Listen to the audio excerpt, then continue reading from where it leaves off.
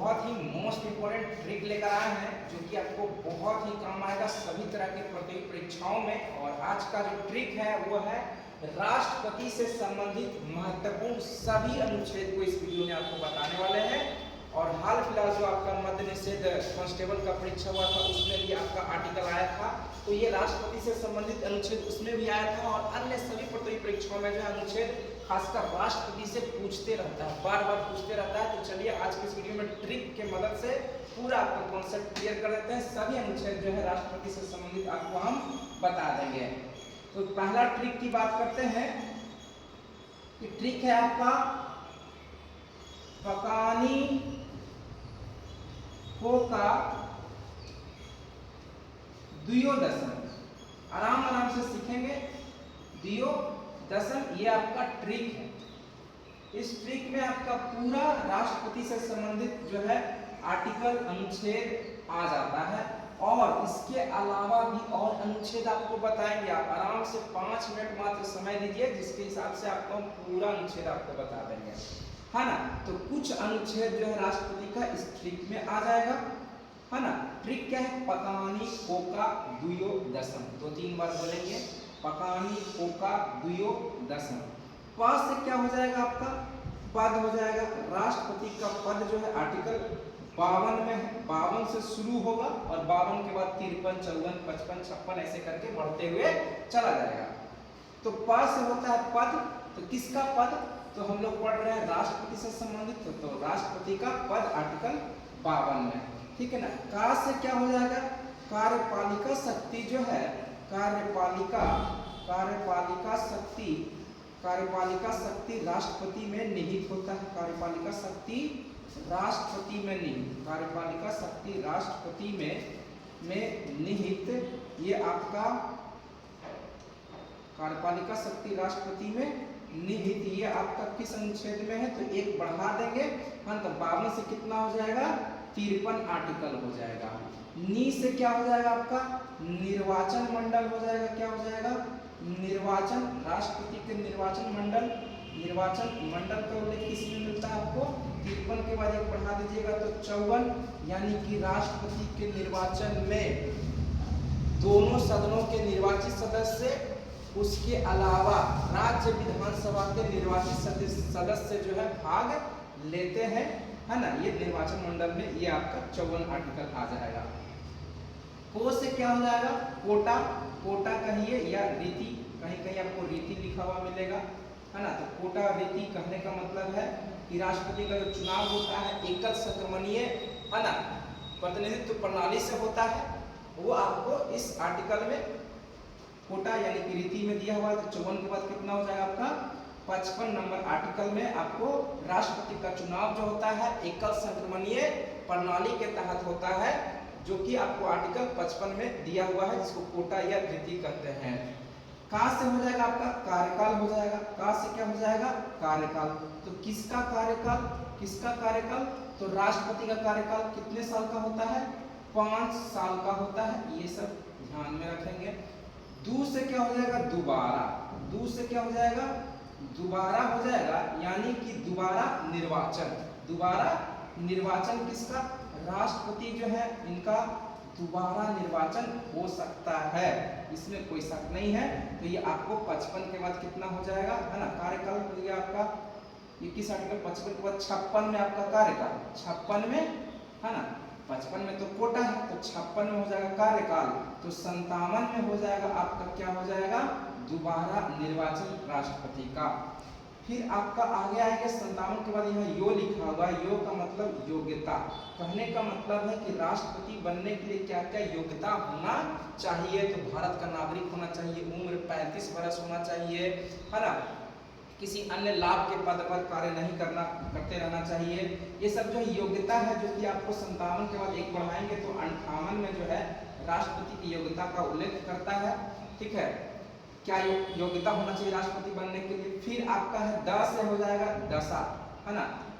दशा, राष्ट्रपति का दशा, यानी कि वो पागल नहीं होना चाहिए, दिवालिया नहीं होना चाहिए। ये आपको किस आर्टिकल में? 59 नंबर आर्टिकल में आपको देखने को मिलेगा। फिर 7 से हो जाएगा आपका शपथ। बहुत इंपॉर्टेंट है, सारे आर्टिकल बहुत इंपॉर्टेंट है। है ना। स से शपथ, शपथ 59 के बाद कितना हो जाएगा आपका 60 नंबर आर्टिकल में जो है शपथ। बहुत बार पूछा हुआ है राष्ट्रपति का शपथ किस आर्टिकल में है, तो 60 में है। स से शपथ, स से 60, ठीक है। फिर आपका है म से हो जाएगा महाभियोग, महाभियोग, महाभियोग जो है 21 आर्टिकल में है। तो ये आपको 60 के बाद एक बढ़ा देंगे तो 61। तो कुछ करना नहीं था, पूरा आपको 52 से शुरू करना है। कहाँ से शुरू करना है, 52 से शुरू करना है आपको, है ना। 52 से शुरू करना है और 52 के बाद देखेंगे, है ना। 52 में यानी कि आर्टिकल 52 का पद है। फिर 52 के बाद 53 में कार्यपालिका शक्ति जो राष्ट्रपति में निहित होता है, 53 में हो गया। एक बार हम क्विकली रिवीजन करवा दे रहे हैं। नी से निर्वाचन मंडल आपका 54 में है। फिर कोटा, राष्ट्रपति का निर्वाचन जो होता है एकल संक्रमणीय, है ना, प्रतिनिधित्व प्रणाली से होता है, ये आपका 55 हो गया, है ना। का से कार्यकाल 56 हो गया। दूर से दोबारा निर्वाचन आपका 57 हो गया। योग्यता 58 नंबर आर्टिकल में है। दशा आपका 59 में है। शपथ आपका 60 में है। महाभियोग आपका 61 में है। इस तरह से आपको आराम से पकानी को का द्वयोदशम लाइन याद रखेंगे तो आपको याद हो जाएगा।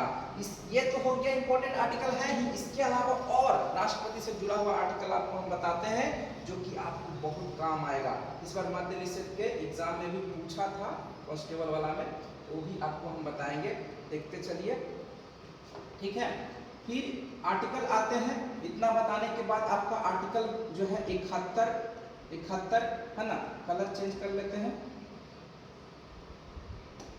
ठीक है ना। 71 नंबर आर्टिकल जो है ये भी बहुत इंपॉर्टेंट है। 71 नंबर आर्टिकल जो है ये भी पूछा हुआ है।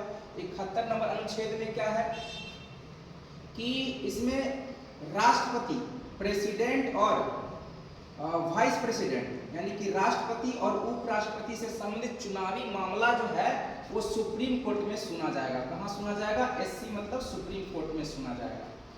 आर्टिकल 71 कहता है कि प्रेसिडेंट यानी कि राष्ट्रपति और वाइस प्रेसिडेंट यानी कि उपराष्ट्रपति से संबंधित जो चुनावी मामला होता है वो कहाँ सुना जाता है, सुप्रीम कोर्ट में सुना जाता है। फिर 71 के बाद 72 नंबर आर्टिकल है जो कि ये भी बहुत इंपॉर्टेंट है ना। राष्ट्रपति का क्षमादान की शक्ति, है ना। क्षमादान की शक्ति किसको प्राप्त है ना।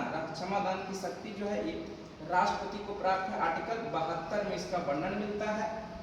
फिर आपका 72 के बाद ये सब इंपॉर्टेंट है। 72 के बाद आइए तो 75 नंबर आर्टिकल बहुत इंपॉर्टेंट है। 75 नंबर आर्टिकल कई बार एग्जाम में पूछा जा चुका है कि आर्टिकल 75 के तहत जो है प्रधानमंत्री की नियुक्ति जो है राष्ट्रपति करते हैं, है ना। पीएम की नियुक्ति कौन करेंगे, राष्ट्रपति करेंगे। और उसके अलावा अन्य मंत्रियों की भी नियुक्ति, मंत्रिपरिषद के अन्य मंत्रियों की नियुक्ति भी राष्ट्रपति ही करते हैं, लेकिन प्रधानमंत्री के सलाह से करते हैं। तो ये कई बार पूछा हुआ है कि प्रधानमंत्री की नियुक्ति राष्ट्रपति करते हैं, किस अनुच्छेद में दिया हुआ है, तो 75 में दिया हुआ है। फिर आपका ये इंपॉर्टेंट आर्टिकल है, सब राष्ट्रपति से ही जुड़ा हुआ है। 80 का 3 आर्टिकल कई बार एग्जाम में आ चुका है। ये भी 80 का 3 कहता है कि राज्यसभा में जो 12 लोगों का, है ना, 12 लोगों का जो मनोनीत किया जाता है राष्ट्रपति के द्वारा, किस आर्टिकल के द्वारा किया जाता है, तो आर्टिकल 80 के 3 के तहत राष्ट्रपति जो है 12 लोगों का, है ना, राज्यसभा में मनोनयन करते हैं, यानी कि चुनते हैं, अपनी इच्छा से मनोनीत करते हैं। ये आर्टिकल 80 के 3 में दिया हुआ है ना। और उसके आगे हम लोग बढ़ते हैं तो 80 के बाद आते हैं तो आपका आर्टिकल एगो आता है 108, बहुत इंपॉर्टेंट है ये भी। संयुक्त अधिवेशन, है ना। संयुक्त अधिवेशन जो है, संयुक्त अधिवेशन बुलाते हैं, संयुक्त अधिवेशन बुलाते कौन है, संयुक्त अधिवेशन, है ना, अधिवेशन बुलाते हैं राष्ट्रपति जो है। राष्ट्रपति जो है आर्टिकल 108 के तहत जो है संयुक्त अधिवेशन बुलाते हैं, ठीक ना। और अध्यक्षता जो है लोकसभा के अध्यक्ष करते हैं। अध्यक्षता बोलेगा तो लोकसभा के अध्यक्ष जो है लोकसभा के अध्यक्ष जो है अध्यक्षता करते हैं, लेकिन बुलाते कौन है, आर्टिकल 108 के तहत संयुक्त अधिवेशन तो राष्ट्रपति बुलाते हैं। फिर आर्टिकल आपका है 1, 2, 3, राष्ट्रपति का अध्यादेश जारी करने की शक्ति किसमें है, आर्टिकल 123 में है। अध्यादेश, राष्ट्रपति का अध्यादेश जारी करने का शक्ति, अध्यादेश जारी करने की शक्ति जो है, जारी करने की शक्ति राष्ट्रपति को 123 के तहत मिलता है ना। इसका वर्णन 123 में किया गया है। फिर आपका एक आर्टिकल याद आ रहा है 111। 111 भी बहुत इंपॉर्टेंट है। वीटो पावर, राष्ट्रपति का वीटो पावर है किसी विधेयक को है ना रोकना या उसे रोकने से संबंधित जो पावर होता है वो वीटो पावर कहलाता है। आर्टिकल 111 में जो है राष्ट्रपति के वीटो पावर, राष्ट्रपति के है ना वीटो पावर का उल्लेख करता है।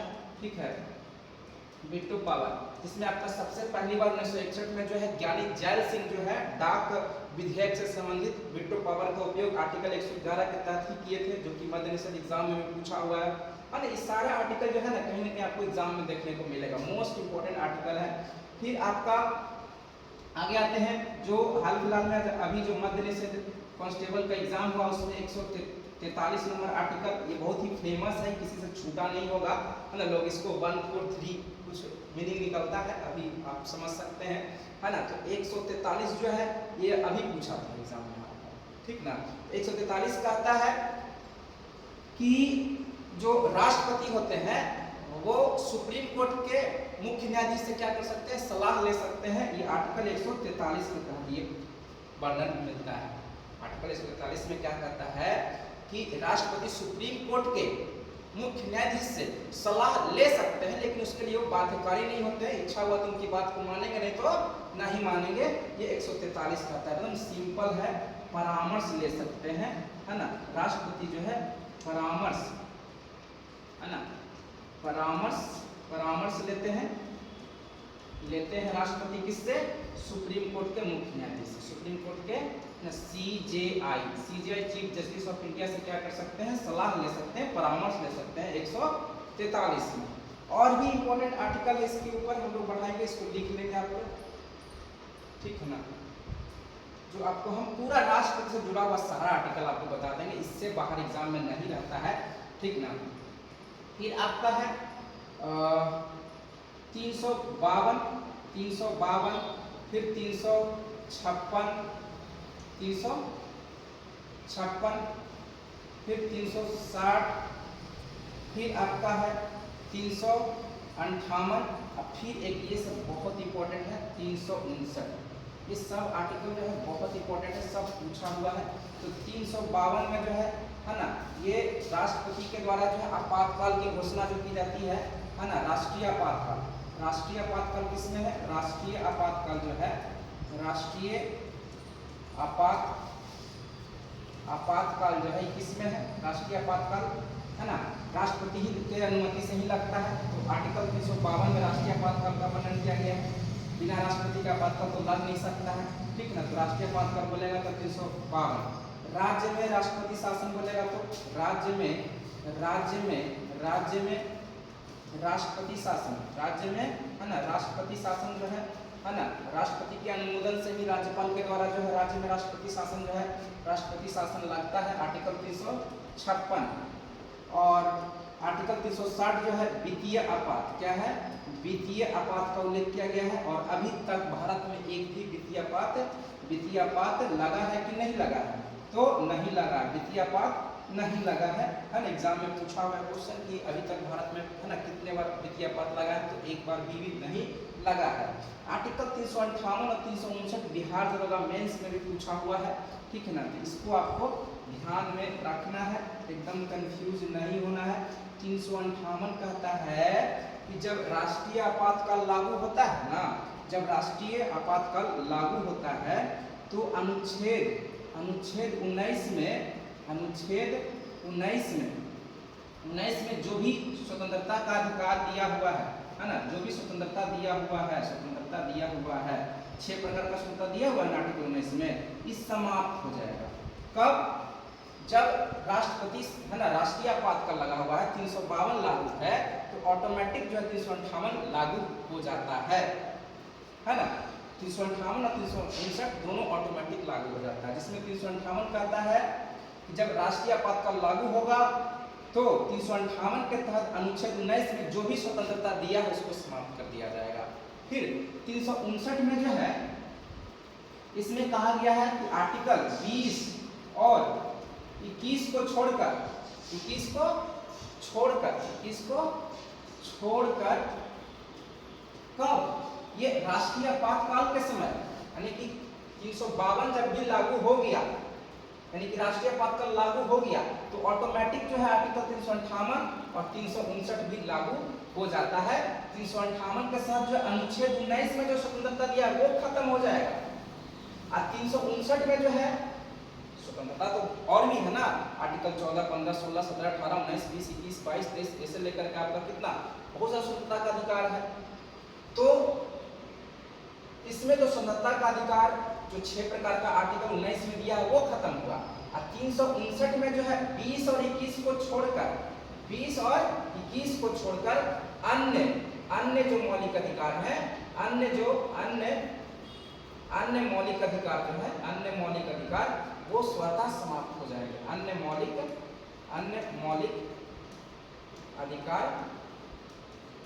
अधिकार स्वतः समाप्त हो जाएगा है ना, समाप्त। देखिए एक बार और आपको बता देते हैं आर्टिकल 358, 359। आर्टिकल 358, 359 कब लागू होता है? जब राष्ट्रीय आपातकाल लागू हो। जब राष्ट्रीय आपातकाल लागू होगा तो 358, 359 दोनों अपने आप लागू हो जाएगा।